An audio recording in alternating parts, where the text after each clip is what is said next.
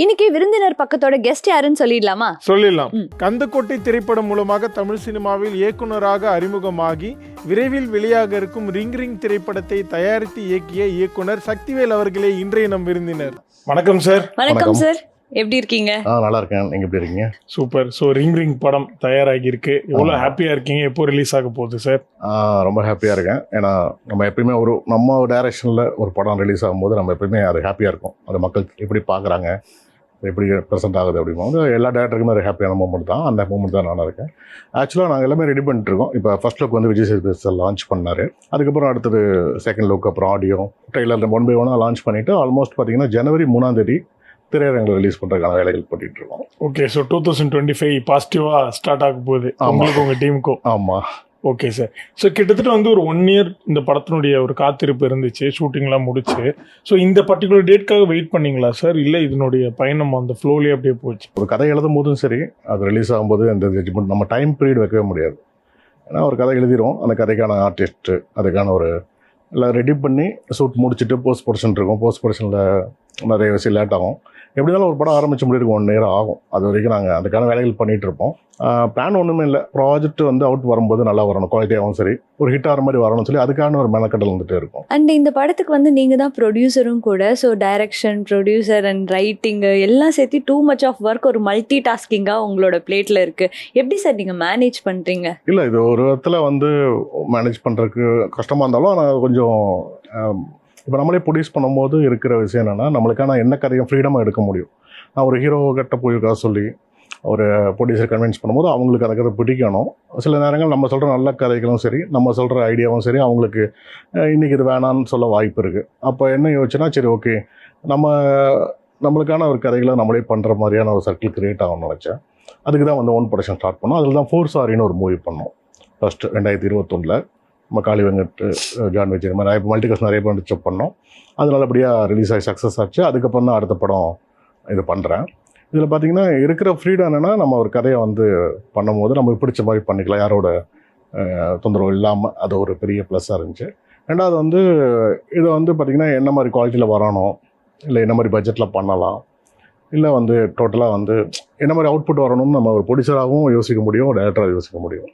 அது ரெண்டுமே எனக்கு பெனிஃபிட்டாக இருந்துச்சு, ரெண்டும் பண்ணும்போது. பட் ஆனால் இது வந்து ஒரு பயங்கரமான ரிஸ்க் ஃபேக்டராக இல்லையா சார்? இப்போ நம்ம வந்து ஒரு டைரக்ட் பண்ணுறோம், அதுக்கான ஒரு ஃப்ரீடம் பயங்கரமாக தேவை. மாதிரி நம்ம ஃப்ரீயாக இருக்கணும். ஏன்னா நிறையா கண்டினியூஸ் கால் ஷூட்லாம் போயிட்டுருக்கும், அதுக்காக நம்ம ப்ரிப்பேர் பண்ண வேண்டியது வரும்.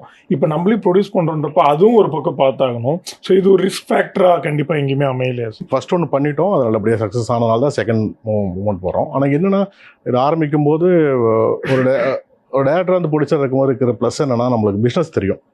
என்னென்னா, இந்த இப்போ சேட்டலைட் இவ்வளோ போகும், எஃப்எம்எஸ் இவ்வளோ போகும், பிஸ்னஸ் எல்லாமே ஓரளவுக்கு நம்மளுக்கு ஒரு ஐடியா தெரியும். அதுக்கேற்ற மாதிரி நம்ம ஒரு படம் பண்ணுறது ஈஸியாக இருக்கும். அப்போ வந்து ஃபஸ்ட்டு வந்து நான் என்ன யோசிச்சுன்னா, சரி நம்ம வந்து குவாலிட்டியும் நல்ல கண்டனும் இருந்தால் இங்கே பிஸ்னஸ் ஈஸியாக ஆக முடியும்னு ஒரு கான்ஃபிடன்ஸ் இருந்துச்சு. அதனால் ரிஸ்க் எடுத்து பார்த்தோம். அந்த ரிஸ்க் நல்லபடியாக எங்களை ஒர்க் அவுட் ஆச்சு. அதனால் அடுத்தடுத்து ட்ராவல் பண்ணுறோம். Okay sir. ஸோ இப்படி நீங்கள் ஒரு ப்ரீ பிளான்டாக இருக்கும் பட்சத்தில் இப்போ வந்து ஒரு ஓடிடி அப்படின்றது இன்னொரு ஆடட் பெனிஃபிட்ஸாக இருக்குது. இப்போ நீங்கள் சொல்கிற கான்செப்ட் படி, ஸோ அப்படி இந்த படத்துக்கான ஒரு ஒர்க்காக இப்பயே நீங்கள் ஏதாவது சேல்லாம் பண்ணிட்டீங்களா சார்? இல்லை இந்த ஓடிடி அப்படின்ற ஒரு ஆப்ஷன் வந்து உங்களுக்கு பெனிஃபிஷியலாக இருக்கா?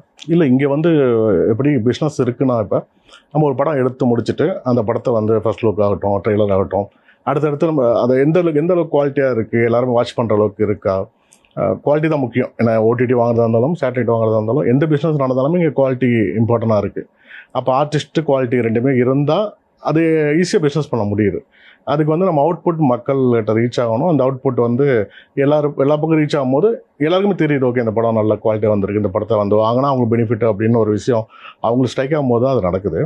அதனால் இங்கே வந்து ஆஃப்டர் ரிலீஸ்க்கு அப்புறம் தான் ஒரு மீடியம் பட்ஜெட் படங்களுக்குலாம் பிஸ்னஸ் இருக்குது. பெரிய ஹீரோ படங்களுக்கு ரிலீஸ்க்கு முன்னாடி பிஸ்னஸ் இருக்கும். அது வந்து ஸ்டார் காஸ்ட், அதோட வேல்யூ வேறு. இப்போ மீடியம் பட்ஜெட்டில் மீடியம் ஆர்டிஸ்ட் வச்சு பண்ணும்போது எங்களுக்கு இருக்க விஷயம் என்னென்னா, நாங்கள் அந்த படத்தை வந்து தேட்டருக்கு எடுத்துகிட்டு வந்து தேட்டர் மூலிமா அது நல்ல படம் ரெஜிஸ்டர் ஆனால் மட்டும்தான் அங்கே பிஸ்னஸ் உருவாகும். அண்ட் சார், இந்த ரிங் ரிங் படம் வந்துட்டு விவேக் பிரசன்னா அவர் நடிக்கிறாரு. ஸோ அவரை வந்து எந்த மாதிரி கேரக்டரில் நாங்கள் பார்க்கலாம் சார்? அவர் நிறைய கேரக்டர் பண்ணியிருக்காரு. யூஸ்வலாக நிறையா மேயாத மாலில் பார்த்தீங்கன்னா ரொம்ப இம்பார்ட்டன்ட் கேரக்டர் மாதிரி சூரிய போட்டு நிறைய படம் நிறைய கேரக்டர் பண்ணியிருக்காரு. ஆனால் இதில் பார்த்தீங்கன்னா வந்து ஒரு இந்த கதையை பார்த்தீங்கன்னா டே டு டே லைஃப்பில் இருக்க ஒரு ஃப்ரெண்ட்ஸோட மீட்டப் தான். ஒரு 4 ஃப்ரெண்ட்ஸு, அவங்க சைல்ட்ஹுட் ஃப்ரெண்ட்ஸு, அவங்க வளர்ந்து வர்றாங்க. இன்னைக்கு இருக்க ஒருத்தர் ஒரு ஜாப் பண்ணிகிட்டு இருப்பாங்க. அந்த மாதிரி ஜாப்பில் இருந்து அவங்க எல்லாமே ஒரு கெட் டுகெதரில் மீட் பண்ணுறாங்க. அங்கே என்ன நடக்குது அப்படிங்கிறது தான் வந்து டோட்டலாக இருக்குது. இதில் வந்து விவேக் பிரசன்னா வந்து பார்த்திங்கன்னா ஒரு லாயர் கேரக்டர், ப்ளஸ் ரொம்ப ஃபன்னியாக இருக்கும். அவர் பண்ணுற எல்லா விஷயங்களும் ரொம்ப ஒரு பிரச்சனைக்கு மெயினாக ஒரு பிரச்சனை ஸ்டார்ட் ஆகுதுன்னா அதுக்கு மூல காரணம் அவர் வந்திருப்பார். அந்த பிரச்சனை வந்து அவரால் எப்படி ஆரம்பித்து அது எப்படி போய் எப்படி ஃபன்னியாக கொண்டு போய் எப்படி முடியுது அப்படிங்கிறதுக்கு ஒரு டோட்டல் ஆணிவரே அவர் தான் இருப்பார். அது கண்டிப்பாக படம் பார்க்கும்போது உங்களுக்கு தெரியும். சரி, இப்போ இந்த சோஷியல் மீடியா டேர்மில் சொல்லணும்னா அந்த வாரிஸ் படத்தோட ப்ரொடியூசர் பேசின அந்த ஒரு டைலாக் வந்து மீம் ஆச்சு. ஆமாம், இந்த பாட்டு இருக்கு, டான்ஸ் இருக்கா, அந்த மாதிரி இந்த படங்கள் என்னென்னலாம் இருக்குது சார்? இது வந்து இதில் என்னென்ன இருக்குன்னா உங்களுக்கு மெயினாக நாங்கள் என்ன இருக்குன்னு பண்ணால் தான் என்டர்டைன்மெண்ட் இருக்கும் மக்களுக்கு. இன்றைக்கி இருக்க ஃபோன் வந்து எல்லாருக்குமே ரொம்ப இம்பார்ட்டண்டாக இருக்குது. அது லவ் டுடேன்னு ஒரு படம் வந்து பெரிய சக்ஸஸ் ஆச்சு. அது காரணம் என்னென்னா ஃபோனை ஒரு கப்பிள்ஸ் மாற்றிக்கிறாங்க. இன்றைக்கி மாற்றும் போது அவங்களுக்குள்ள இருக்க பிரச்சனைகள் என்னென்ன, அதில் வெளியே வந்தால் என்னென்ன ஆகும், பிரச்சனையாகும் அப்படிங்கிறது. ஆனால் இதில் பார்த்திங்கன்னா ஒரு கெட் டுகெதரில் ஒரு ஃபேமிலி 4 பேர் மேரேஜ் ஆனதுக்கப்புறம் ஒரு கெட் டுகெதரில் அவங்க ஃபோனை வச்சு அந்த ப்ளே பண்ணும்போது அங்கே என்னென்ன சீக்ரெட்ஸ் வெளியே வருது அப்படிங்கிற அந்த எலிமெண்ட் ரொம்ப இன்ட்ரெஸ்டிங்காக இருக்கும். ஏன்னா இது வந்து பார்த்திங்கன்னா நம்ம சீக்ரெட் எல்லாமே சின்ன சீக்ரெட்ஸ் கண்டிப்பாக நம்ம இருக்கும் எல்லா லைஃப்லையும். அந்த சின்ன சீக்ரெட்ஸ் வெளியெல்லாம் வரும்போது ஒருத்தருக்கு தெரியும் போது அது அந்த கப்பிள்ஸ்க்கு ஒருத்தருக்கு தெரியும் போது அங்கே என்னென்ன பிரச்சனைகள் ஆகுது அப்படிங்கிறது இன்ட்ரெஸ்டிங்கான அதனால் இது மெயினாக இது என்டர்டெயின்மெண்ட் இருக்குது, ப்ளஸ் ஒரு நல்ல ஒரு மெசேஜ் இருக்குது. இன்றைக்கி இருக்க சோஷியல் மீடியாவில் ஃபோன் எந்தளவுக்கு ஒரு பங்களிப்பாக இருக்குது, ஃபோனில் என்னென்ன சீக்கிரம் நம்மளால் ஹோல்ட் பண்ண முடியும், அது வெளியே வரும் என்னென்ன பிரச்சனை வரும், அது எப்படி சால்வ் ஆகுது அப்படிங்கிறது தான் டோட்டல் லைனே. பார்த்தீங்கன்னா எல்லா லைஃப்லையும் சின்ன சீக்ரெட்ஸ் இருக்க தான் செய்யுது. அது சின்ன ஹைட் பண்ணுறதுனால தான் நிறைய லைஃப் வந்து ஒரு ஹாப்பியான மூமெண்ட்ஸாக இருக்குது அப்படிங்கிறத பேஸ் பண்ணி தான் லைன் இருக்கும். அதனால் இதில் நல்ல சாங்ஸ் இருக்குது, ப்ளஸ் வந்து பார்த்திங்கன்னா நல்ல ஒரு ஃபீல் குட் மூமெண்ட்ஸ் இருக்குது, நல்ல காமெடி இருக்குது. ஒரு என்டர்டெயின்மெண்ட் படம். இப்போ இருக்க ஜென்ரேஷனை வந்து என்ன மாதிரி படம் பார்க்கணும்னு நினைக்கலாம், அந்த படம் அப்படியே அதுக்கான கரெக்டான படமாக இருக்குது. மியூசிக் யார் சார் பண்ணியிருக்காங்க? இசைப்பேடை வசந்த் சொல்லி அவர் 2வது படம், என்னோட ஃபர்ஸ்ட் படம் பண்ணார், 2வது படம் பண்ணார் இவர். சரி, நீங்கள் சொன்னீங்க இந்த படத்தினுடைய ஒரு லீடாக வந்து விவேக் பிரசன்னாவுக்கு பண்ணுற அது ஒரு சர்ப்ரைசிங்கான ஒரு சாய்ஸாக இருக்குது. ஏன்னா அவர் வந்து நிறைய கேரக்டர் ஆர்டிஸ்டாக வந்து நிறைய படங்கள் நல்லா பண்ணியிருக்காரு. லீடாக அவர் வந்து நாங்கள் பெரும்பாறையாக பார்க்கல. மேபி இந்த படம் மூலிமா நாங்கள் அவர் பார்ப்போம் அப்படின்றது தெரியுது. நீங்கள் சொல்லிட்டீங்க இதுலேருந்து ஒரு காமெடி இருக்குது, அங்கங்கே ஒரு மெசேஜ் இருக்குன்னு. பட் விவேக் பிரசன்னாக்கு ஏதாவது லவ் ட்ராக்ஸ், ஏதாவது ரொமான்டிக் சாங், டியூட் அந்த மாதிரிலாம் இது வந்து பார்த்தீங்கன்னா கதை தான். இது வந்து ஒரு என்னன்னா ஒரு ஆல்ரெடி மேரேஜ் ஆகிருக்கும், அவருக்கு ஃபேமிலி இருக்கும், ஒய்ஃப் இருக்கும், எல்லாருக்கும் அந்த மாதிரி தான் இருக்கும். டோட்டலாக அந்த இருக்கிற 4 பேர் நடிச்சிருக்காங்க இதில். விவேக் பிரசன்னா, டேனி, அது இல்லாமல் பார்த்தீங்கன்னா அர்ஜுனன், அது இல்லாமல் பிரவீன் சொல்லி 4 பேர் நடிச்சிருக்காங்க. இந்த 4 பேருக்குமே பார்த்தீங்கன்னா கப்பிள்ஸ் இருப்பாங்க. ஆஃப்டர் ஏன்னா தனிப்பட்ட முறையில் 4 பேர்த்த ட்ராவல் அவங்க சேர்ந்துருங்க. தனித்தனியாக சாங் எங்களால் வைக்க முடியல, ஏன்னா அந்த மாதிரி சுச்சுவேஷன் இல்லை. அவங்க வந்து சேரணும் ஒரு இடத்துல, அங்கே ஒரு பிரச்சனை ஸ்டார்ட் ஆகணும், அது எப்படி எண்ட் ஆகணும் அப்படிங்கிறத கதையாக இருக்கிறதுனால அந்த மாதிரி இல்லை அவருக்கு. ஆனால் வந்து பார்த்திங்கன்னா கொஞ்சம் இன்ட்ரெஸ்டிங்காக இருக்குது. ஒரு ஃப்ரெண்ட்ஸுக்குள்ளே நடக்கிற ஒரு கான்வர்சேஷன், அதில் வந்து இவரை கார்னர் பண்ணும்போது இவர் எப்படி திருப்பி மற்றவங்களை மாட்டி வர்றாருன்னு சொல்லி ரொம்ப இன்ட்ரெஸ்டிங்காக இருக்கும். பட் நீங்கள் ஏன் sir particular choice Vivek Prasanna கிட்டே போனீங்க? லைக் இல்லை இது அந்த ரோலுக்கு இல்லை வேறு ஏதாவது ஹீரோஸ் கிட்டே நீங்கள் மேபி அப்ரோச் பண்ணியிருந்தீங்களா, இல்லை first choice Vivek Prasanna? First choice Vivek Prasanna தான். ஏன்னா அவரோட ஆக்டிங் நிறைய படங்களில் பார்த்துருக்கோம், ரொம்ப ரீசன் நிறைய படங்களில் பார்த்துருக்கோம். அவர் ஹிட் பண்ண நிறைய நடிச்சிருக்காரு. அவர் ஆக்டிங் ரொம்ப செட்டெல்லாம் நல்லாயிருக்கும். ஓகே, நம்ம கதை எழுதும் போதே நம்மளுக்கு தோன்ற விஷயம் என்னென்னா இவர் இந்த கேரக்டர் பண்ணால் பெட்டர் ஆகும். ஸோ அது மாதிரி நம்ம ஒரு ஐடியா இருக்கும், ஒரு ஆப்ஷன் 2 ஆப்ஷன் இருக்கும். ஆனால் அந்த விவேக் பிரசன்னா கேரக்டருக்கு மெயினாக வந்து ஒரு ஃபஸ்ட் ஆப்ஷனை யோசிச்சேன், அது கரெக்டாக அவர்கிட்ட சொன்னோன்னா ரொம்ப ஹாப்பி ஆகிட்டார். ஏன்னா ஒரு நல்ல ஸ்கிரிப்ட் அவர்கிட்ட சொல்லும் போது ஓகே இதை பண்ணலான்னு அவர் இன்ட்ரெஸ்டிங்காக வந்தார். பட் நீங்கள் வந்து அங்கங்கே கதையில் வந்து இந்த மாதிரி ஃபோனில் மாற்றிக்கிற சீக்ரெட் தான் இருக்குன்ற மாதிரி லைட்டாக ஒரு ஸ்பாய்லர் மாதிரி சொல்லியிருக்கீங்க. பட் அதெல்லாம் தாண்டி வரக்கூடிய ஆக்டர்ஸுடைய ஃபோனில் நீங்கள் பிடுங்கி வச்சு அவங்கள ரூமில் லாக் பண்ணியிருக்கீங்க அப்படின்லாம் நாங்கள் கேள்விப்பட்டோம். அது என்ன கதை சார் அது? இல்லை, ஆக்சுவலாக என்னென்னா வந்து ஸ்பாட்டில் வந்து இது என்னென்னா ஒரு டைமுக்கு மேலே வந்து ஒரு ரவுண்ட் டேபிள் எல்லாருமே உட்காந்து கான்வர்சேஷன் இருக்கும். அந்த கான்வர்சேஷனில் இருக்க காமெடிகள் தான் ஃபுல் படமே. அதுக்காக நாங்கள் வந்து இருக்கும்போது என்ன பிரச்சனை இருக்குன்னா இவங்க வந்து ஃபோன் இருந்தால் வந்து அவங்களுக்கு கால்ஸ் வந்துகிட்டே இருக்கும், அந்த கான்சன்ட்ரேஷன் மிஸ் ஆகும். அதனால் எல்லோரும் ஃபோனையும் நாங்கள் கலெக்ட் பண்ணிட்டோம். அப்பப்போ முக்கியமான கால்ஸ், ரொம்ப இம்பார்ட்டன்ட் கால்ஸ் வந்தால் மட்டும் தான் அவங்க அசிஸ்டன்ட் போய் கொடுப்பாங்க, மற்றவரைக்கும் ஃபோன்ஸ் இருக்கும். இது வந்து என்னென்னா மெயின் விஷயமே என்னென்னா வந்து அவங்க கான்சன்ட்ரேஷன், ஏன்னா நிறையா டயலாக் ஓரியன்டாக போயிட்டுருக்கும், அப்போ கான்சன்ட்ரேஷன் மிஸ் ஆகக்கூடாது அப்படிங்கிறதுக்காக பண்ணோம். ஓகே. அது ஸோ வந்து sometimes செட்ல ஒரு டிசிப்ளின் மெயின்டைன் பண்ணும் அப்படின்றதுக்காக இந்த மாதிரி ஒரு ட்ரிக் யூஸ் பண்ணீங்களா சார்? டிசிப்ளின் இல்லை, நம்ம வந்து சீக்கிரம் முடிக்கணும். ஏன்னா ஒரு ப்ரொடியூசர் டேரக்டர் ஆகும்போது நம்ம என்ன நினைப்போம்னா, ஒரு மல்டி கேமரா செட்டப் இருக்கும், அவ்வளோ பேர் ஒர்க் பண்ணுவாங்க. அப்போ வந்து பார்த்தீங்கன்னா சீக்கிரம் முடிக்கணும் அப்படின்னா கான்சன்ட்ரேஷன் மிஸ் ஆகக்கூடாது. இவங்க என்ன பிரச்சனை இருக்குன்னா, இவங்க எல்லாம் நல்ல ஃப்ரெண்ட்ஸாக இருக்கனால இவங்க வந்து நம்ம சீன் முடிஞ்சாங்க கூட அவங்க பேசிகிட்டே இருப்பாங்க. அவங்க கதைகள் எல்லாம் பேசிட்டு பயங்கர ஜாலியாக இருப்பாங்க. நம்ம அதை வந்து ஒரு ஸ்டேஜுக்கு மேலே என்னென்னா அவங்கள கண்ட்ரோல் பண்ணி சீனுக்கு கூட்டு வரது கஷ்டமாக இருக்கும். அதான் இன்னொரு பக்கம் ஒரு விஷயம் கேள்விப்பட்டோம், நீங்கள் வந்து அந்த ஆக்டர்ஸ் கிட்டலாம் வந்து ஒரு 4 மணிக்குள்ளே ஷூட் முடிஞ்சிரும்னு கூப்பிட்டு 6 மணி தாண்டி 10 மணி வரைக்கும்லாம் அவங்கள லாக் பண்ணி அவங்களுக்கு சொல்லாமல் லாக் பண்ணி கொஞ்ச நேரம் ஷூட்டை எக்ஸ்டெண்ட் பண்ணிலாம் அனுப்பியிருக்கீங்களா? ஸோ அந்த கதை பற்றி சொல்லுங்கள். ஆக்சுவலாக என்ன நடக்குன்னா, இப்போ எல்லாரும் பிஸியாக இருக்காங்க. இப்போ நிறைய படங்களில் பெரிய படங்கள் நிறைய நடிச்சிட்டு இருக்காரு, சாக்ஷி நடிச்சிட்டு, டேனி எல்லாருமே ஓரளவு கரண்ட்டில் வந்து பிஸியாக இருக்க ஆர்டிஸ்ட் தான். அப்போ என்ன பிரச்சனை இருந்துச்சுன்னா, அவங்கள ஒரு 6 மணிக்குள்ளே விட்டுரும். அவங்க கேட்பாங்க 6 மணிக்குள்ளே முடிச்சிடலாம், கால்ஷீட் முடிச்சிடலாம் ட்ரை பண்ணுவோம். சம்டைம்ஸ் நம்ம எடுக்கிற சீன்ஸ் கொஞ்சம் லென்த்தாக இருக்கும், ஷார்ட்ஸ் கொஞ்சம் கேமராமேனுக்கு இன்னும் சாட்டிஸ்ஃபேக்ஷன் வராமல் இருக்கும். இந்த மாதிரி சுச்சுவேஷன்லாம் எக்ஸ்டெண்ட் ஆகும். அப்போ பார்த்தீங்கன்னா அவங்ககிட்ட இந்த போயிடலாம்னு சொல்லிட்டு எக்ஸ்டெண்ட் பண்ணியிருக்கோம். அப்படி 6 மணிக்கு விட்றோன்னு சொல்லி 2 மணி வரைக்கும் எழுதிட்டு போன கதையெல்லாம் இருக்குது. அவங்க வந்து சில டென்ஷன் ஆவாங்க, அங்கே போகணும் சொல்லுவாங்க. ஆனால் வந்து என்னென்னா அவங்களுக்கு அந்த கதை நல்ல சிம்பிளி நல்லா வந்துட்டுருக்கு. நம்மளோட ஹார்ட் ஒர்க்லாம் பார்க்கும்போது அவங்க சஜஸ்ட் பண்ணிக்குவாங்க. அது மாதிரி அட்ஜஸ்ட் பண்ணி அவங்க இருப்பாங்க. ஓகே. பட் அந்த மாதிரி நீங்கள் ஃபஸ்ட் டைம் லாக் பண்ணதுக்கு அப்புறம் செகண்ட் டைம் உஷாரான ஆக்டர்லாம் இருக்காங்களா ஸ்பாட்டில்? உஷாராச்சுன்னா அவங்க என்ன சொல்லுவாங்கன்னா, அங்கே சொல்லிட்டு வந்துடுவாங்க, மேபி இது இன்னைக்கு வர முடியாதுன்னு சொல்லிட்டு வந்துடுவாங்க. ஆமாம், ஆனால் அவங்க வந்து நம்மகிட்ட சொல்ல மாட்டாங்க, நம்மகிட்ட வந்து சீக்கிரம் போகணும்னு சொல்லுவாங்க. ஆனால் அங்கே வந்து அப்புறமேல் கேட்டால் நான் ஆல்ரெடி சொல்லிட்டு தெரியும், எனக்கு டிலே பண்ணுங்க தெரியும், ஆல்ரெடி சொல்லிட்டு வந்துட்டேன், பரவாயில்ல, நீங்களே புரிஞ்சுக்கிட்டீங்க அந்த மாதிரி. ஆமா, அவங்க புரிஞ்சிடும் அவங்களுக்கு. ஓகே, இது அவங்க இந்த டைம் விட்டுருவாங்க, இல்லை அவங்க கண்டிப்பாக டிலே பண்ணுவாங்க, கண்டிப்பாக அவங்க புரியும். அதுக்கேற்ற மாதிரி அவங்க ஏற்றுக்கும் அவங்க ஷெடியூல் பண்ணிக்குவாங்க. ஆனால் கண்டிப்பாக எல்லா ஸ்பாட்லேயும் பார்த்தீங்கன்னா சீக்கிரம் போகணும், இல்லை வேறு படம் கமிட் பண்ணுறதுக்கு அப்படிங்கிறது காமனாக இருக்க தான் செய்யும். நாங்கள் அவங்க விட ட்ரை பண்ணுவோம், ஆனால் முடியாமல் விட முடியாதுல்ல, மறுபடியும் பண்ணணும். அதுக்கப்புறம் தான் சாவியை கொடுப்பாருன்னு நினைக்கிறேன். கதை அதுக்கப்புறம் தான் செட்டு விட்டே வெளில போகணும் அப்படின்ற மாதிரி. இதை சுற்றியும் அவர் வெளியே வர முடியாது, ஏன்னா சுற்றியும் கேமரா இருக்கும், 2 கேமரா செட்டப் இருக்கும். அது டைனிங் டேபிள் சுற்றி தான் சீன்னால டோட்டல் லாக் இருக்கும், அவங்களால யாரும் வெளியே வர முடியும். எனக்கு தெரிஞ்சு இவர் சிரிச்சுட்டு பயங்கர ஸ்ட்ரிக்டான ஒரு மேட்டர் அழகா சொல்லிட்டு இருக்காரு. ஓகே, அதை தாண்டி வந்து நீங்கள் வந்து ஷூட்டிங் மொத்தமாக இருக்கிற டேஸ்லேயே ரிங் படத்தில் எந்த சீனுக்கு ரொம்ப டைம் ஆச்சு சார் எல்லா ஆர்டிஸ்டும் இருந்த டைம்? இல்லை, எங்களுக்கு அது என்னென்னா டோட்டலாகவே பார்த்தீங்கன்னா அந்த ஃபன் ஃபீலாகவே இருக்கும். அந்த படம் ஆரம்பத்துலேருந்தே ஒரு எப்படி லவ் டுடேல ஒரு ஃபன் ஃபீல் இருந்துச்சோ அந்த ஃபீல் ஆரம்பத்துலேயே கொண்டு வருவோம். அதாவது எங்கேயுமே நாங்கள் அந்த சீன்ஸு எடுக்கும்போது அந்த மாதிரி ஃபீல் பண்ணல, கஷ்டம்னு ஃபீல் பண்ணல. ஆனால் வந்து இன்ட்ரெஸ்டிங்காக இருக்கும். நம்ம ஒரு சீன் எழுதியிருப்போம், ஸ்க்ரீனில் வரும்போது அது எந்த அளவுக்கு வந்து சுற்றி இருக்கவங்க மேக்கப் மேன் ஆகட்டும், சுற்றி இருக்க எல்லாருமே அது அவங்க கான்வர்சேஷனில் சிரிக்க ஆரம்பிச்சிருவாங்க. அப்புறம் நம்மளுக்கு வந்து ஒரு கான்ஃபிடன்ஸ் வந்துடும், ஓகே நம்ம எழுதுனது வந்து ஒர்க் அவுட் ஆகுது அப்படிங்கும்போது அதை வந்து பார்க்கும்போது கொஞ்சம் இன்ட்ரெஸ்டிங்காக இருக்கும். மற்றபடி எல்லா இதுவுமே கொஞ்சம் டஃப்பாக தான் இருக்கும், எடுத்து முடிக்கிறதுக்கு அந்த டஃப் இருக்க தான் செய்யும். அது எல்லா சீன்லையுமே இருக்கிற சீன் தான். ஓகே, பட் உங்களுக்கு சேலஞ்சிங்காக அமைஞ்ச சீன் சார்?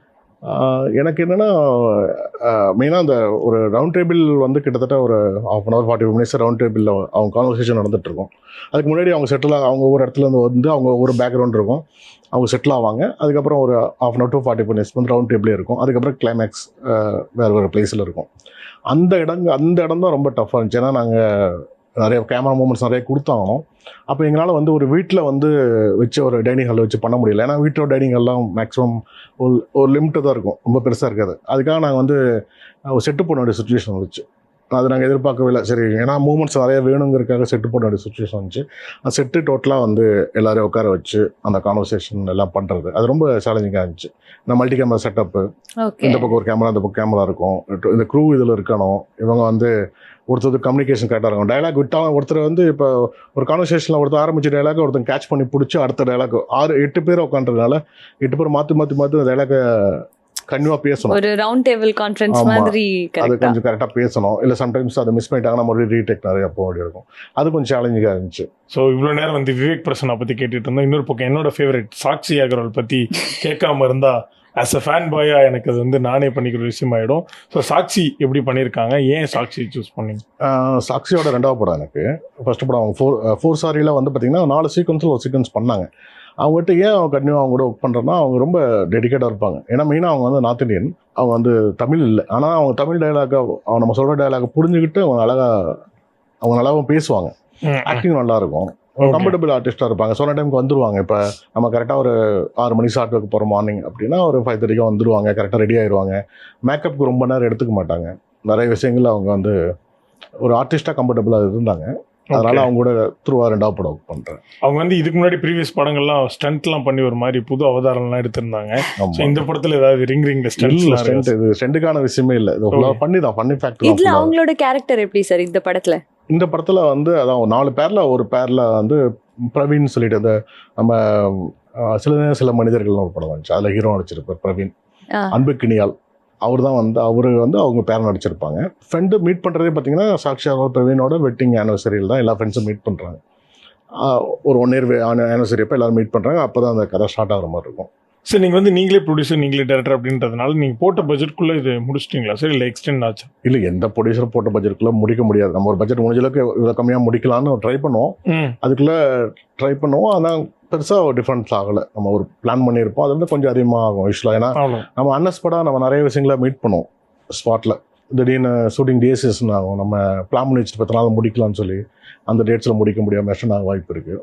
இல்லைன்னா நம்ம வந்து சின்ன செலவுகள் வந்து தரும். அந்த சின்ன செலவு எல்லாமே பார்த்தீங்கன்னா கடைசியில் பார்க்கும்போது பெரிய செலவாக வந்து நிற்கும். அதனால் எந்த ஒரு பட்ஜெட்டுமே பார்த்தீங்கன்னா போடும்போது ஒரு பட்ஜெட் இருக்கும், முடிக்கும் போது அதோட கொஞ்சம் எக்ஸ்ட்ரா தான் ஆகும். ஆனால் எனக்கு என்னென்னா முடிஞ்சளவுக்கு ரொம்ப பெருசாக ஆகலை. எனக்கு நான் போட்ட பட்ஜெட்டோட கொஞ்சம் அதிகமாகிடுச்சு. அதனால் முடிச்சிட்டோம். எங்கள் எல்லாருக்குமே வந்து ஆஸ் அக்மார்க் 90s கிட்ட வந்து பயங்கர ஃபேவரட் மூவி கந்தக்குட்டி உங்களோட படம். ஸோ நான் நக்குல் சார் வச்சு ஏன் சார் திரும்ப அந்த காம்பினேஷன் நடக்கவே இல்லை? நடக்கல. நாங்கள் ட்ரை பண்ணோம் அடுத்தடுத்து. ஆனால் கந்தக்குட்டி முடிஞ்ச உடனே அடுத்த படம் பண்ணலாம், அப்படி ஏஜிஸ்க்கு பண்ணலாம்னு சொல்லிட்டு எல்லாம் முடிவு பண்ணோம். அது போயிட்டு இருந்துச்சு. அதுக்குள்ளே பார்த்தீங்கன்னா உங்களுக்கு வெவ்வேறு கமிட்மெண்ட் வந்துச்சு. எனக்கு சில கமிட்மெண்ட் வந்துச்சு, அவருக்கு கமிட்மெண்ட் வந்துச்சு. ரெண்டு முடிச்சிட்டும் சேரலான்னு பார்த்தோம். அதுக்குள்ளே எல்லாமே டைம் ஆயிடுச்சு. ஓகே, மேபி இப்போ ரிங்க்கு அப்புறமா?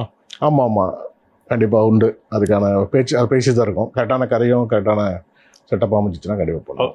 அது ஒருவேளை கந்தக்கோட்டை பார்ட் 2 இருக்குமா சார்? இல்லை, கந்தக்கோட்டை பார்ட் 2 இருக்காது. அது வந்து இப்போ இருக்க, ஏன்னா கந்தக்கோட்டை வந்து அந்த டைமில் கமர்ஷியல் பக்கம் அந்த இருக்க ஜென்ரேஷன் ஒரு கமர்ஷியலான ஒரு படமாக பண்ணோம். இப்போ இருக்க ஆடியன்ஸோட மைண்ட் செட்டு வேறு மாதிரி. இப்போ இருக்க ஆடியன்ஸ் வந்து கமர்ஷியலாக இருந்தால் கூட அதில் ஒரு நல்ல ஸ்டோரி லைன் வேணும் அப்படின்னு நினைக்கிற மைண்ட் செட்டில் இருக்காங்க இப்போ. அதனால இன்னைக்கு இருக்க ஆடியன்ஸுக்கு ஏற்ற மாதிரி இப்போ இருக்க கதையில் வர வேண்டிய சுச்சுவேஷன் வந்துருக்கு. அண்ட் சார் இப்போ வந்துட்டு நிறைய சோஷியல் மீடியாவில் ஒரு படம் ரிலீஸ் ஆகுது அப்படின்னாலே ரிவ்யூஸ்ன்ற பேரில் பாசிட்டிவ் நெகட்டிவ்னு சொல்லிட்டு அந்த படத்துக்கு எல்லாமே அவங்களே சொல்லிடுறாங்க. நம்ம 1 இயர் அதுக்காக வேலை பார்த்துருப்போம், மண்டையெல்லாம் உடச்சிருப்போம், அதெல்லாம் வந்து பெருசாக தெரியாமல் அவங்க வந்துட்டு ஒரு ரிவ்யூன்னு சொல்கிறாங்க. இந்த மாதிரி விஷயங்களை நீங்கள் எப்படி பார்க்குறீங்க ஆஸ் அ டைரக்டராக? நீங்கள் ஒரு 15 இயர்ஸ் இதே ஃபீல்டில் இருக்கிறீங்க, டப்புன்னு ஒரு ஜட்ஜ்மெண்ட் வருது ஒரு ஆர்ட் ஃபார்மில் இருக்கிற ஃபீல்டில், அப்போ எப்படி சார் பார்க்குறீங்க? ஒரு சினிமா டெக்னீஷியனாக வந்து பார்க்கும்போது இருக்கிற காமன் பர்சனாக எல்லா படத்துக்கும் சேம் உழைப்பு தான் இருக்கும். எல்லாருமே கஷ்டப்பட்டு உழைக்கிறாங்க. அந்த படம் நல்லா வரும்னு ட்ரை பண்ணுறாங்க. அதுக்காக முயற்சிகள் எல்லாம் பண்ணுறாங்க. சில நேரங்களில் அது வரும்போது அவுட்புட்டாக வரும்போது அது வந்து மக்கள் ரிவ்யூஸ் நிறைய பேர் பண்ணுறாங்க. அதனால மக்கள் சில பேர் தேட்டருக்கு போகாமல் இருக்காங்க. அது வந்து கண்டிப்பாக பாதிப்பு தான். ஆனால் என்னென்னா நல்ல படங்கள் இப்போ ரிவ்யூ இப்போ ஓடுற எல்லா நல்ல படங்களுக்கும் அதே ரிவ்யூ நல்ல படம் சொல்கிறாங்க. கண்டிப்பாக அது பார்க்குறாங்க. அதனால் ரிவ்யூஸ் பண்ணுறது வந்து அவங்க ஃப்ரீடம் தான். ஏன்னா படம் பார்த்து காசு கொடுத்து பார்க்குற மக்கள் வந்து அது விமர்சனம் இருந்தாலும் சரி, ஆடியன்ஸாக இருந்தாலும் அவங்க பிடிக்கலைங்க அவங்களோட தனிப்பட்ட விருப்பம் தான். அதை அவங்க விமர்சனம் பண்ணும்போது நம்ம எதாவது கோவப்பட முடியும். நம்ம நல்ல படம் எடுத்தால் கண்டிப்பாக அவங்க பாராட்ட போகிறாங்க, அதுக்கு சப்போர்ட் பண்ண போகிறாங்க. அந்த மாதிரி நிறைய படங்கள் பெரிய ஓப்பனிங் ஷோவே நல்ல படம், நல்ல ரிப்போர்ட் வந்து ஹிட்டான படங்கள் எத்தனையோ இருக்குது. அதேமாதிரி பெரிய படங்களுக்கும் ரிப்போர்ட் நெகட்டிவ் வந்து லாஸ் ஆனதும் இருக்குது. ஆனால் இது பாயிண்டில் பார்க்குறது ஒன்று என்னென்னா கண்டிப்பாக நல்ல படங்களுக்கு யாரும் வேணால் சப்போர்ட் பண்ணுவாங்க. நல்ல படம் எடுக்கிறது நம்மளோட வேலை அப்படிங்கிறது தான் இங்கே விஷயம். ஆடியன்ஸ் பிடிச்ச மாதிரி படம் எடுக்கிறது தான் நம்மளுக்கு. சரி, நீங்கள் இப்போ இந்த கந்தக்குட்டி படத்தை பற்றி கேட்டப்போ ஒரு விஷயம் சொன்னீங்க. அந்த டயத்தில் வந்து கமர்ஷியலாக இருக்கும், ஸோ அதுக்கேற்ற மாதிரி எடுத்தோம். இப்போ ட்ரெண்டுக்கு ஏற்ற மாதிரி நிறைய எவால்வ் ஆகி எடுக்கிற மாதிரி இருக்கும். ஸோ திரும்ப அந்த காம்பினேஷன் வரப்போ இப்போ என்ன வேணுமோ அதுக்கேற்ற மாதிரி ஒரு படமாக இருக்கும்னு. ஸோ அந்த வகையில் ரிங் படத்துக்காக நீங்கள் உங்களை எவால்வ் பண்ணிக்கிட்ட விஷயம் என்னென்ன சார்? என்னென்னா இன்றைக்கி இருக்க ஆடியன்ஸ் எதாவது லைக் பண்ணுறாங்களோ அதுக்கேற்ற மாதிரி நாங்களே எவால்வ் ஆகிட்டோம். அவ்வளோ இப்போ என்னன்னா அன்னைக்கு கமர்ஷியல் இருந்துச்சு. ஒரு ஹீரோ வந்து ஒரு பிரச்சனை வரும், அந்த பிரச்சனையை வந்து எப்படி சமாளிக்கிறாருன்னு கதைக்களம் அப்போ அதிகமாக வந்துச்சு அந்த டைமில். ஆனால் இப்போ இருக்கிறது அப்படி இல்லை. இப்போ இருக்க டிஃப்ரெண்ட் கதைகளங்கள் வருது. அதெல்லாம் ஆடியன்ஸ் எதிர்பார்க்குறாங்க. ஏன்னா வழக்கமான ஒரே பேட்டர்ன் படங்களை பார்க்குறது அவங்க விரும்புறதில்ல. இப்போ வந்து டிஃப்ரெண்டான கதைகளங்களை விரும்புகிறாங்க. அதுக்கேற்ற மாதிரி ஆடியன்ஸ் என்ன விரும்புகிறாங்க அதுக்கேற்ற மாதிரி கதைகளை கொடுத்துட்டு இருக்க சுச்சுவேஷன் இருக்கு. ஓகே, ஸோ இந்த படத்துக்கான நாட் எங்கே சார் உங்களுக்கு கிடச்சிச்சு? ஓகே, இப்படி ஒரு படம் பண்ணலாம், இந்த மாதிரி வித்தியாசமான ஒரு கான்செப்ட் அப்படின்ற மாதிரி. என்னென்னா நம்ம டே டு டே லைஃப்பில் வந்து இன்றைக்கி ரொம்ப பெரிய விஷயமா இருக்குது ஃபோன் தான். ஃபோன் வந்து இன்றைக்கி இல்லாமல் மார்னிங் எழுந்திரிச்சு நம்ம ஃபோன் முடிஞ்சு தான் முழிக்கிறோம். மேக்ஸிமம் அதான் உண்மை. ஃபோனில் தான் முழிக்கிறோம், தூங்கும் ஃபோனை பார்த்து தூங்குறோம். அந்தளவுக்கு ஃபோன் வந்து இன்றைக்கி பயங்கர டெக்னாலஜியாக நம்மளுக்குள்ள அடாப்ட் ஆகிடுச்சு. அப்படி இருக்க ஃபோனை வச்சு ஒரு கான்செப்ட் பண்ணும்போது கொஞ்சம் இன்ட்ரெஸ்டிங்காக இருக்குன்னு தோணுச்சு. அதுதான் பேசிக்கான விஷயம். ஆனால் ஆக்சுவலாக இது வந்து நாங்கள் வந்து இந்த கதையெல்லாம் எழுதி முடிச்சு லவ் டுடேக்கு முன்னாடியே நான் எழுதி முடிச்சிட்டேன். லவ் டுடே லவ் டுடேக்கு முன்னாடி எழுதி முடிச்ச போது தான். ஆனால் ஆக்சுவலாக என்னென்னா லவ் டுடே வந்துருச்சு. வந்ததுக்கப்புறம் தான் வந்து நாங்கள் ஷூட்லாம் போகிறோம். அப்போ எங்களுக்கு என்னென்னா வந்து ஒரு இன்றைக்கி இருக்க ஆடியன்ஸ் இதை ஏற்றுக்கிறாங்க, ஒரு ஃபன்னியான ஒரு விஷயம், இந்த ஃபோனை வச்சு நடக்கிற கான்வர்சேஷன் எல்லாமே ஏற்றுக்கிறாங்க, ஒரு கான்ஃபிடன்ட் வந்துருச்சு. அண்ட் சார் இந்த படம் நெக்ஸ்ட் இயர் வந்து ரிலீஸ் ஆகும் அப்படின்னு சொல்கிறீங்க. ஸோ நாங்கள் தேட்டரில் எதிர்பார்க்கலாமா இல்லை ஓடிடியில் இல்லை, எதிர்பார்க்கலாமா? தேட்டர் தான். தேட்டர் ரிலீஸ் ஆகிட்டு தான் ஓடிடி. ஏன்னா தேட்டர் மார்க்கெட் ஒரு பெரிய மார்க்கெட்டு. அந்த தேட்டர் மார்க்கெட்டில் வந்து ஒரு பெரிய ஓப்பனிங் கிடச்சி இல்லை நல்ல படம் டாக் வந்து அது நல்ல பெரிய ஹிட் ஆச்சுன்னா அது ஒரு பெரிய மார்க்கெட்டாக இருக்கும். செகண்டரி ஓடிடி வந்து இன்றைக்கி இருக்கிற நிலைமைக்கு ஓடிடி நல்ல ரெவென்யூ ஜென்ரேட் ஆகுது. அதனால் வந்து ரெண்டுமே ஒரு ப்ரொடியூசருக்கு சப்போர்ட்டாக இருக்கும். சரி, நீங்கள் சொன்னீங்க உங்களை இந்த படத்துக்காக எவால்வ் பண்ணிட்ட விஷயங்கள் என்னென்னு. ஸோ ரிங் படத்துக்காக நீங்கள் பார்த்த ரெஃபரன்ஸ் மூவிஸ் ஏதாவது இருக்கா சார்? ஓகே, இந்த மாதிரிலாம் இருக்குது, இதுலேருந்து நம்ம ஒரு சில விஷயங்கள் இன்ஸ்பிரேஷனாக மேபி எடுத்துக்கலாம் அப்படின்ற மாதிரி. இல்லை, நிறைய மூவிஸ் வந்திருக்கு. உங்களுக்கு ஹாலிவுட்டில் பார்த்தீங்கன்னா நிறைய ஏகப்பட்ட மூவிஸ் வந்திருக்கு, ஃபோனை பேஸ் பண்ணி வந்திருக்கு. ஆனால் ஃபோனை பேஸ் பண்ணி பார்த்தீங்கன்னா ஒவ்வொரு பாயிண்ட் ஆஃப்ல வந்திருக்கும். நாங்கள் ஒரு படம் பண்ணும்போது ஒரு கதை இந்த மாதிரி பேட்டர்னில் இருக்கும்போது அதுக்கான சவாலான மூவிஸ் எல்லாம் பார்த்துட்டு அது இல்லாமல் அந்த சாயல் இல்லாமல் பண்ண ட்ரை பண்ணுவோம், அவ்வளோதான். சரி, இந்த படத்தினுடைய ஷூட் டேஸ் எத்தனை நாள் போச்சு சார்? எவ்வளோ நாள் பிளான் பண்ணீங்க? ஆக்சுவல் டேஸ் நாங்கள் பிளான் பண்ணது ஒரு 40 days பிளான் பண்ணோம். ஆனால் வந்து எப்பவுமே 40 days கொஞ்சம் அதிகமாச்சு, ஒரு 47 அந்த மாதிரி முடிஞ்சிச்சு. ஓகே. ஸோ உங்களுக்கு மறக்க முடியாத ஏதாவது ஒரு டே, நீங்கள் என்ன தான் பிளான் பண்ணிட்டு போனாலும் அன்றைக்கி இது நடக்கலை, ஒரு மாதிரி அன்எக்ஸ்பெக்டடாக மாறின டே ஏதாவது இருக்கா? மெயினாக ஆர்டிஸ்ட் வந்து எல்லாமே ஒரு இது என்னென்னா இந்த ஃபுல்லாக ஃபன் ரொம்ப ஃபன்னு. ஒரு நிறைய ஆர்டிஸ்ட் வச்சு பண்ணும்போது இருக்கிற பிரச்சனை என்னென்னா அவங்க மூடியும் நமக்கு எடுக்க முடியாது. ஏன்னா அவங்க வந்து ஹாப்பி மூடில் இருப்பாங்க, அவங்க ஜாலியாக பேசிகிட்டு இருப்பாங்க, அவங்களுக்கு கான்வர்சேஷன் இருக்கும். ஆனால் அதே சமயத்தில் நம்ம டைம் வேஸ்ட் ஆகிட்டு இருக்கோம். அப்போ என்னென்ன பிரச்சனை இருக்குன்னா நம்ம அவங்ககிட்ட என்ன வேலை வாங்குற விஷயம் என்னென்னா நம்ம ஷார்ட் பண்ணி வேலை வாங்க முடியாது. ஷார்ட் பண்ணால் அவங்க டவுன் ஆயிடுவாங்க, நம்ம ப்ராடக்ட் வந்து நம்ம ஷூட் பண்ணுறது டஃப் ஆயிரும். அதனால் என்னென்னா இதில் என்ன மெயின் பிரச்சனை எனக்கு மெயினாக வந்துச்சுன்னா இவங்க எல்லாமே ஒரு ஸ்டேஜில் ஃப்ரெண்ட்ஸ் ஆகிட்டாங்க. கொஞ்ச நாளில் எல்லாரும் பயங்கர ஃப்ரெண்ட்ஸ் ஆகிட்டாங்க. முன்னாடி ஃப்ரெண்ட்ஸாக இருப்பாங்க, இப்போ இங்கே வந்து செட்டுக்கு வந்ததுக்கப்புறம் ஒரு 4 பொண்ணு 4 பசங்க அப்படின்னு ஒரு கதை இருக்கும்போது எல்லாமே ஃப்ரெண்ட்ஸ் ஆகிட்டாங்க. இவங்க எல்லாமே பார்த்தீங்கன்னா ஜாலியாக பேசிட்டு கான்வர்சேஷன், இவங்கன்னா கதை பற்றி வேறு ஏதோ பர்சனல் விஷயங்கள் ஜாலியாக பேசிகிட்டு இருப்பாங்க. அப்போ வந்து அவங்கள வந்து பிரேக் பண்ணவும் முடியாது. அதே சமயத்தில் வந்து ஸ்டார்ட் ரெடியானா அவங்ககிட்ட போய் சொல்லி அவங்க கான்வர்சேஷனுக்கு முடிச்சுட்டு நம்ம ஸ்டார்ட்டுக்கு வர்றதுக்கு அவங்க டைம் ஆகும். அது வந்து எப்பயுமே பார்த்தீங்கன்னா ஒரு விஷயமா இருக்கும். அதை கொஞ்சம் டஃப்பாக இருக்கும். அவங்ககிட்ட சொல்லி மறுபடியும் பேக் டு அவங்க வந்து என்னோட கதைக்குள்ளே வர வைக்கிறது கொஞ்சம் டஃப்பாக இருக்கும். அதுதான் ஒரு டைமும் இருக்கும். ஆனால் அதை ஸ்வீட்டாக ஹேண்டில் பண்ண வேண்டிய சுச்சுவேஷன் இருக்கும். அந்த இடத்துல கோவ் பண்ணவும் முடியாது, சவுட் பண்ண முடியாது. அதே சமயத்தில் வந்து அவங்க இது கொஞ்சம் டிஃப்ரெண்ட்டாக இருக்கும். Okay. So over the years cinema உங்களுக்கு கற்றுக் கொடுத்த ஒரு விஷயம் நான் என்ன சார் சொல்லுவேன்? ஓவர் த சினிமா என்னென்னா எல்லாருமே வர்றதான். எல்லாருமே வந்து எல்லாருக்கும் ஒரு ஐடியா இருக்கும், டேரக்டர் ஆகலாம் இல்லை ஒரு ஃபீல்டில் வரலாம், எல்லாம் வர்றாங்க. அது எல்லாருமே ட்ரை பண்ணி அவங்களுக்கு ஏன்னா இங்கே என்னென்னா நம்ம திறமையை வளர்த்துக்கிட்டு நம்ம அதுக்காக ரெடியாக இருந்தோம் அப்படின்னா எல்லாமே கிடைக்குது. அது நல்ல கதை சொல்லும் போது ஒரு படம் கிடைக்குது. அதே மாதிரி வந்து உங்களுக்கு வந்து ஒரு படம் ஹிட் ஆச்சுன்னா அடுத்தடுத்து நம்ம ப்ரொடியூஸ் பண்ணுறதுக்கான இங்கே ஃபண்டும் கிடைக்கும். எல்லாமே வந்து பார்த்திங்கன்னா இங்கே கரெக்டான வழிமுறையில் போனால் எல்லாமே கிடைக்குதுங்க. பட் அதே சமயம் இப்போ ஒரு அஸ்பைரிங் டேரக்டர்ஸ் இவங்க இதெல்லாம் தப்பு பண்ணுறாங்க இப்போ வர டைமில் அப்படின்ற மாதிரினா நீங்கள் எதை சொல்வீங்க? ஒரு free advice to all the aspiring directors. இல்லை, அப்போ நாங்கள் ஆக்சுவலாக நாங்கள் ஸ்டேஜில் ஒர்க் பண்ணி நிறையா விஷயம் கற்றுக்கிட்டு நான் கதை சொல்ல போகும்போதே அந்த டைம்லாம் பார்த்தீங்கன்னா 2010 அந்த டைம்லாம் யார்கிட்ட ஒர்க் பண்ணாங்க, என்னென்ன பண்ணாங்க அப்படின்னு பெரிய ஒரு லிஸ்ட்டு வேணும். அப்போ தான் கதை சொல்லவே அலோவ் பண்ணுவாங்க. இப்போ 2 விதமாக இருக்குது. இப்போ என்னன்னா புதுசாக வந்து ஜெயிக்கிறவங்க நிறைய பேர் ஜெயிச்சிருக்காங்க, அது ஒரு விதத்தில் பாசிட்டிவாக இருக்குது. இன்னொரு விதத்தில் என்ன புதுசாக வந்து எதுவுமே ஒர்க் இல்லாமல் யார்கிட்டையும் ஒர்க் பண்ணாமல் படம் பண்ணி ஜெயிக்கலான்னு வர்றாங்க. அதில் வந்து நான் ஒரு 100% 10% ஜெயிக்கிறாங்க, 90% தோற்று தான் போகிறாங்க. அவங்க வேலையை கற்றுக்காம வர்றனால. அதனால் வர்றவங்க எல்லாருமே ப்ராப்பராக ஒர்க் பண்ணி அவங்க வேலை கற்றுட்டு வந்தால் இன்னும் பெட்டராகும். சார், நீங்கள் சொன்னீங்க நீங்கள் நிறைய பேர் கூட ஒர்க் பண்ணிட்டு நம்ம வந்திருக்கோம் அப்படின்றதெல்லாம் கேட்பாங்க, யாரோட ஒர்க் பண்ணி. ஸோ அப்படி பார்த்தா வந்து ஒரு லெஜெண்டரி டைரக்டர் ராதாமோகன் சார் கூட நீங்கள் ஒர்க் பண்ணியிருக்கீங்க. ஸோ அந்த அனுபவம் பற்றி சொல்லுங்கள், எப்படி அவர்கிட்ட ஜாயின் பண்ணீங்க? நான் வந்து டூயிட் மூவிஸ், பிரகாஷ் ராஜ் சாரோட டூயிட் மூவிஸில் வந்து ஃபஸ்ட்டு படம் கண்டான முதல் டைரக்டர் பிரியா மேடம் அவங்ககிட்ட ஒர்க் பண்ணேன். அப்போ வந்து ராதாமோகன் சார் அடுத்த படம் அங்கே அழகிய முடிச்சுட்டு அடுத்த படம் அவருக்கு கமிட் ஆகியிருந்தார். அப்போ வந்து பழக்கம் எனக்கு. அப்போ வந்து அந்த படம் முடிஞ்ச உடனே கொஞ்சம் ஃப்ரீயாக அந்த கேப்பில் அவர் ஓகே நான் கேட்டேன் சார், ஓகே வந்து ஒர்க் பண்ணுங்கன்னு சொன்னார். அப்படி தான் ஒர்க் பண்ண ஆரம்பித்தேன். ராதாமோகன் சார்கிட்ட இருக்க பெரிய ப்ளஸ் என்னென்னா ரொம்ப கூலாக இருப்பார். செட்டில் வந்து டென்ஷன் ஆக மாட்டார். அது வந்து கொஞ்சம் ரொம்ப ஹாப்பியாக இருந்துச்சு எங்களை பார்க்கும்போது. ஏன்னா டேரக்டர்னாலே ஒரு டென்ஷன் ஆவாங்க, கத்துவாங்க, பயங்கர டென்ஷன் அப்படிலாம் இருக்கும். சின்ன தப்பு பண்ணால் கூட அசிஸ்டன்ட் திட்டுவாங்க அப்படின்ட்டு இருக்கும். ஆனால் ஒரு சின்ன தப்பு நடந்தால் கூட அவர்கிட்ட போய் சொல்லும் போது பரவாயில்ல விட மாற்றிக்கலாம் அப்படின்னு சொல்லுவார். அந்த ஒரு கூலாக எல்லாத்தையும் ஹேண்டில் பண்ணுறது அவருக்கு ரொம்ப பிடிச்ச விஷயமா இருக்கும். ஆனால் அவர்கிட்ட கற்றுக்கிட்டது தான் அந்த கூலாக இருக்கணும், ஆட்டிடியூட் இருக்கணும் சொல்லி.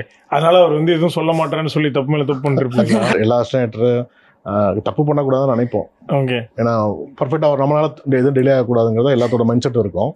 அதை தாண்டி சின்ன சின்ன விஷயங்கள் நம்மளுக்கு தெரியாமல் நடந்துடும். அது அந்த மாதிரி விஷயங்களை வந்து சில டேரக்டர் ரொம்ப டென்ஷன் ஆயிடுவாங்க. இவர் எல்லாத்தையும் கூலாக ஹேண்டில் பண்ணுவார். அண்ட் சார் நீங்கள் அப்சர்வ் பண்ணதில் உங்களோட அசிஸ்டன்ட் டைரக்டர்ஸ் கிட்ட நீங்கள் எப்படி சார் நடந்துப்பீங்க? ரொம்ப கோவமாக நடந்துப்பீங்களா இல்லை நீங்கள் அப்சர்வ் பண்ணதில்? இல்லை, நான் எப்போயும் கூலாக தான் இருக்கேன், கோவமாக நடந்துக்க மாட்டேன். ஆனால் என்னென்னா சம்டைம்ஸ் நம்ம ரொம்பவும் வந்து நம்ம கண்ட்ரோல் மீறி சில விஷயங்கள் போகும்போது நம்ம சார்ட் பண்ணி தான் ஆகணும். அதை ஒன்றும் பண்ண முடியாது. செட்டில் வந்து பார்த்திங்கன்னா ஆனால் 99% நம்ம கூலாக இருக்க ட்ரை பண்ணிட்டு தான் இருப்போம். கூலாக இருக்குது, யாரும் திட்டக்கூடாது, கரெக்டாக வேலை நடக்கணும்னு ட்ரை பண்ணி தான் இருப்போம். அதை மீறி சில மூமெண்ட்ஸ் வந்து நம்ம அதை மீற வேண்டிய சுச்சுவேஷன் வரும். ஓகே, எனக்கு தெரிஞ்ச ஆக்டர்ஸே அவர் லாக் பண்ணுறாருன்னா டேரக்டர்ஸ்லாம் வீட்டில் ஆதார் கார்டெலாம் வாங்கி அசிஸ்டன்ட் டேரக்டர்ஸ்லாம் ஆஃபீஸ்லேயே நீங்கள் லாக் பண்ணியிருக்கீங்கன்ற மாதிரி எனக்கு ஒரு கெஸ்ஸிங் தோணுது சார். அப்படிலாம் இல்லை. அவங்க என்னன்னா வந்து நம்ம வேலையை நம்ம கரெக்டாக பண்ணால் இந்த பிரச்சனை வராதுங்கிறத நான் அசிஸ்டன்ட் சொல்லுவேன். கொடுக்க வேண்டிய அவங்க ஒருத்தர் டிபார்ட்மெண்ட் பார்ப்பாங்க. அவங்களுக்கான வேலையை அவங்க கரெக்டாக பண்ணிட்டாங்கன்னா அவங்களுக்கு திட்டம் வராது, அவங்களுக்கு கெட்ட பேரும் வராது. அதை கரெக்டாக பண்ணுங்கன்னு நான் சொல்லுவேன். சூப்பர். பண்ணலைன்னா கண்டிப்பாக நம்ம சத்தம் போட வேண்டிய சுச்சுவேஷன். அண்ட் சார் உங்களை வந்துட்டு இந்த உலகத்துக்கு இன்ட்ரடியூஸ் பண்ண ஒரு படம் அப்படின்னா கந்தக்கோட்டை. ஸோ அந்த படத்தோட வாய்ப்பு உங்களுக்கு எப்படி சார் கிடைச்சது? ஆக்சுவலாக நான் வந்து என்ன பண்ணேன்னா அந்த டைமில் வந்து பார்த்தீங்கன்னா நான் வந்து ராதாமோகன் சார்ட்டையும் பிரியா மட்டும் ஒர்க் பண்ணிவிட்டு நான் ஒரு கதை ரெடி பண்ணிவிட்டு ட்ரை பண்ணிட்டு நிறைய ஹீரோஸை பார்த்துட்டு கதை சொல்லியிருந்தேன். அந்த டைமில் பார்த்தீங்கன்னா கரெக்டாக வந்து நகுல் வந்து அப்போ தான் காதல் ரிலீஸ் ஆகலை. அவருக்கு காதல் வந்தேன் வந்து அப்போ தான் ஆடியோ மட்டும் நல்லா ஹிட்டாக இருக்குது. நான் அவரை மீட் பண்ணி அவர்கிட்ட கதை சொல்கிறேன். ரொம்ப பிடிச்சிருந்துச்சு கதை. அந்த டைமில் வந்து பார்த்திங்கன்னா அவருக்கு பயங்கர காம்படிஷன் இருந்துச்சு. அந்த டைம் காதல் வந்து ஹிட்டுக்கு அப்புறம் மாசிலாமணின்னு ஒரு படம் கமிட் ஆகிடுச்சு. அதுக்கப்புறம் பார்த்திங்கன்னா நிறைய டேரக்டர்ஸ் வந்து லைனப் இருந்தாங்க. ஆனால் அந்த டைமில் வந்து நம்ம கதை அவருக்கு ரொம்ப பிடிச்சிருந்துச்சு, யூத்ஃபுல்லாக இருந்துச்சு அந்த கதை, அவருக்கு ரொம்ப பிடிச்சிருந்துச்சு. அதனால தான் வந்து அவருக்கு அது ஓகே சொல்லி கண்டிப்பாக பண்ணணும்னு முடிவு பண்ணாப்புல. அதனால தான் அது பண்ணார். சார் நீங்கள் சொன்ன டைம் இருக்குல்ல சார், அந்த கந்தக்கோட்டை டைம், அந்த டைமில் வந்து எப்படியாவது டேரக்டர்ஸோ இல்லை கோரியோகிராஃபர்ஸோ அங்கங்கே வந்து எங்கேயாவது ஒரு கேமியோ, ஸ்பெஷல் கேமியோ கொடுத்துட்டு போவாங்க. ஒரு சிலர் தெரியற மாதிரி பண்ணுவாங்க, ஒரு சிலர் பின்னாடி நம்ம அப்புறமா கண்டுபிடிக்கிற மாதிரி இருக்கும். அந்த மாதிரி நீங்கள் ஏதாவது கேமியோஸ் பண்ணியிருக்கீங்க? பண்ணியிருக்கேன். ஆனால் அது நீங்கள் சொன்ன மாதிரி தான் தெரியாது. எப்படின்னா நியூசிலாந்து சாங் போனோம், ஒரு 3 சாங் நியூசிலாந்து எடுத்தோம். அந்த சாங்கில் வந்து பார்த்தீங்கன்னா ஒரு சாங், அந்த லவ் சாங்கில் வந்து பார்த்தீங்கன்னா இல்லைன்னு சொல்லுவாங்க. வந்து என்னன்னா நான் லவ் பண்ணும்போது அதெல்லாம் பண்ணலை, எனக்கே லவ் வந்துச்சு அப்படின்னு அந்த சாங்கோட தீமாக இருக்கும். அதில் நகுல் வந்து பாடுவார், நான் வந்து பின்னாடி அலையில எனக்கே லவ் வந்துச்சு. அந்த மாதிரி ஒரு பாட ஒரு டெக்னீஷியன் வந்து இல்லைன்னு சொல்லிட்டு போவாங்க. அதில் ஒரு சாங் எல்லாம் வந்துருக்கு. ஓகே, மெயினாக அதுக்கு என்ன காரணம்னா வெளிநாட்டில் ஆள் கிடைக்கல சொல்லி அதுக்காக டெக்னீஷியன்ஸ் எல்லாம் இருக்கிற டெக்னீஷியன். ஏன்னா அங்கே நியூசிலாந்தில் போயிட்டு நம்ம ட்ராவல் சாங் மாதிரி அது நியூசிலாந்து வந்து நாங்கள் எடுத்துகிட்டு ஒரு இடம் ஷூட் பண்ணி அடுத்த ஷிஃப்ட் ஆகி போயிட்டு இருப்போம். அந்த டைமில் ஆள் யாரும் அந்த டைம் அங்கே யாரையும் கூப்பிட்டு நடிக்க வைக்க முடியாது. அதனால இருக்க டெக்னீஷியன் எல்லாம் நடிச்சாங்க. அந்த டெக்னீஷியன்ஸ் எல்லாமே இல்லைன்னு சொல்றதுக்காக எல்லாருமே நடிச்சோம். ஓகே, எல்லாரும் எப்படி கன்வின்ஸ் பண்ணீங்க சார்? இல்ல அது இல்லைன்னு சொல்றதானே, இல்லைன்னு சொல்றதுல எல்லாரும் ஜாலியா பண்ணிட்டாங்க. கேமராமேன் சொல்லு, டேரக்டர் ஒன்று, மேனேஜர் ஒன்று, அதுக்கப்புறம் கோரியோகிராஃபர், அசிஸ்டன்ட், இது மாதிரி ஒருத்தர் இல்லைன்னு சொல்லுவாங்க. அவ்வளோதான், டக்கு முடிச்சாச்சு. ஓகே, ஸோ ஃபர்ஸ்ட் படத்துக்கே வந்து நியூசிலாண்ட்லாம் போய் ஒரு மாதிரி பயங்கரமா ஒரு ஜாலியான ட்ராவல்லாம் பண்ணியிருக்கீங்க. பட் 4th ஃபிலிம் இது உங்களுடைய தயாரிப்பு அப்படின்றதுனால சென்னைக்குள்ளேயே முடிச்சிட்டிங்களா சார்? நியூசிலாண்டில் ஆஸ்திரேலியா வரைக்கும் போகாம? இல்லை, அது படம் சொல்ல போனால் வந்து இந்த கதைக்கு தேவையில்லை, அது ஒன்று. ஏன்னா அதான் சொல்ல பார்த்தீங்களா, அந்த காலகட்டம் இப்போ முன்னாடியெல்லாம் பார்த்தீங்கன்னா ஒரு ஹீரோ படத்தில் என்ன இருக்குன்னா கமர்ஷியல் படங்களில் ஹீரோயின் டூயிட் படும்போது அது வெளிநாட்டில் போய் ஷூட் பண்ணணுங்கிறது ஒரு பெரிய இருந்துச்சு. அந்த டைம் எல்லா பாடுமே அங்கே சூஸ் பண்ணுவோம், மஸ்ட்டாக இருக்கும். என்னென்னா எங்கே ஷூட் பண்ணலாம் அப்படிங்கிற ஒரு கான்வர்சேஷன் இருக்கும். சுவிட்சர்லாந்து போகலாமா, நியூசிலாந்து போகலாமா, அப்படிங்கிற சாங்க்கு எங்கே போகணும் அப்படிங்கிற ஒரு பட்ஜெட் போன மாதிரி அது ஒரு விஷயம் இருக்கும். ஆனால் இப்போ இருக்க ஆடியன்ஸ் சேஞ்ச் ஆகிட்டேன். இப்போ வந்து பாட்டே இல்லாமல் படம் எடுக்கிற சுச்சுவேஷன் வந்துருச்சு. ஆடியன்ஸ் அந்த அளவுக்கு வந்து ஏற்றுக்கு தயாராகிட்டாங்க. அதனால் வந்து இப்போ வந்து என்ன கதை நல்லா இருந்தால் போதும், இதுக்கு வந்து போக பிரம்மாண்ட வேணாம் அப்படின்றீங்க. ஆமா ஓகே சார். பட் இருந்தாலும் ஆக்ட்ரஸ்ல ஏதாவது ரெக்வயர்மெண்ட்ஸ் வச்சிருப்பாங்கல்ல? இல்ல நம்ம கண்டிப்பா ஒரு கதை அங்க நடக்கிற மாதிரி இருந்தா கண்டிப்பா அங்க போயிடலாம். Thank you sir. ஆக்சுவலாக வந்து நிறைய வந்து ப்ராப்பராக கட் அண்ட் ரைட்டாக வந்து கேட்ட கேள்விகளுக்கெல்லாம் ரொம்ப தெளிவான பதில்கள் வந்து கொடுத்தீங்க. ரொம்ப யூஸ்ஃபுல்லாக இருந்திருக்கும். கண்டிப்பாக நம்ம சொன்ன மாதிரி அஸ்பைரிங் டேரக்டர்ஸ் இந்த இன்டர்வியூ பார்த்துருந்தாங்கன்னா கண்டிப்பாக நீங்கள் சொன்ன எல்லாமே ஹெல்ப்ஃபுல்லாக இருந்திருக்கும் சார். உங்களுடைய ரிங் படம் வந்து மிகப்பெரிய அளவில் வெற்றி பெறணும்னு சொல்லி ஜெயா டிவி டீம் சார்பாக வாழ்த்துக்கள் தெரிவிச்சுக்கிறோம். Thank you thank you so much for Thank you, sir. Thank you sir. Thank you.